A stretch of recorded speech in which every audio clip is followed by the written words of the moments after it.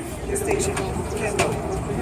Intelligence will rule the world, and it is ignorance that will carry the burden. Yes, sir. Marcus Garvey.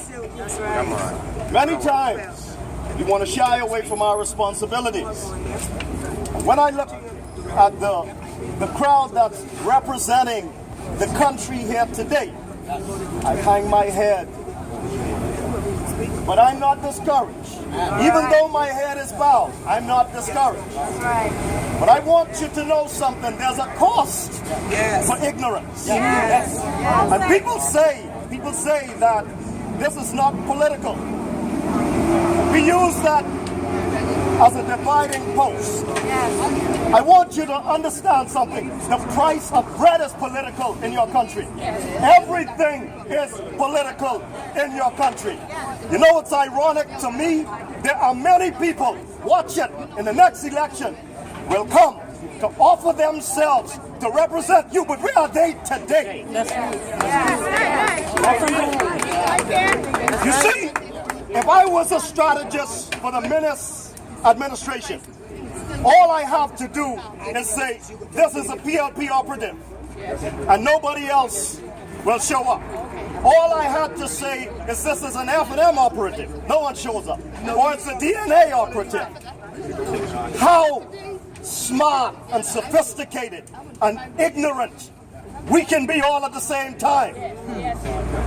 Understand something. The WTO is a monster. Yes, that's right. And it's not coming for PLP children. That's right. It's not coming for F&M children. It's not coming for DNA children. It's coming for all our children. That's right. There is no excuse for ignorance.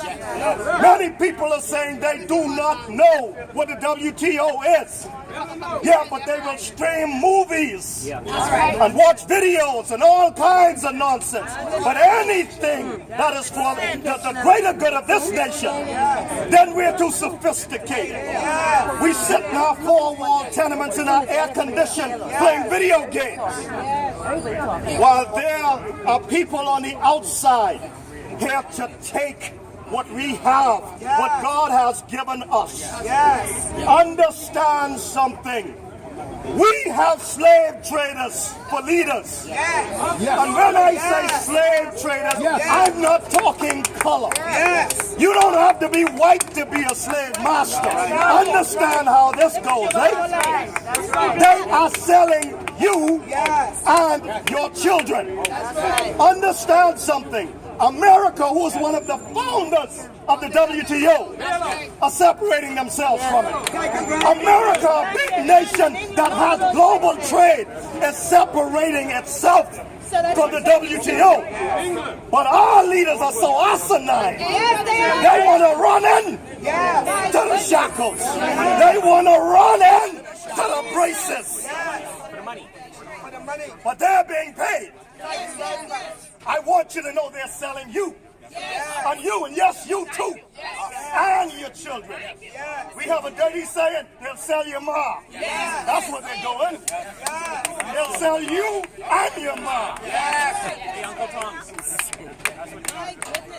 The WTO in 1999 held a summit in Seattle, Washington. They tore up Seattle for 4 days. $17 million in damages. A big nation like America protested and fought for 4 days. Our problem is, in this country, we wait too long to throw out the trash. 5 years is too long to wait to throw out the trash. Do you understand what I'm saying? 5 years is too long. Too long. It's too late to look to throw out the trash. So don't tell me about next election. Tell me about the next minute. Tell me about what they're signing. Nobody in their right mind would want to give what is for their children to somebody else's children. That is what is happening here. And understand something, they use very tricky logic. Yes, yes. Privatization, people. Privatization is nothing more than punishment of the poor. I say it again, privatization is nothing more than punishment for the poor. I challenge any economist, any accountant, any financial wizard, any financial god. Show me how the privatization of BTC has benefited my country. Show me how the privatization of BEC, BPL is your company. BEC is what we built. Show me how that benefits the Bahamian people.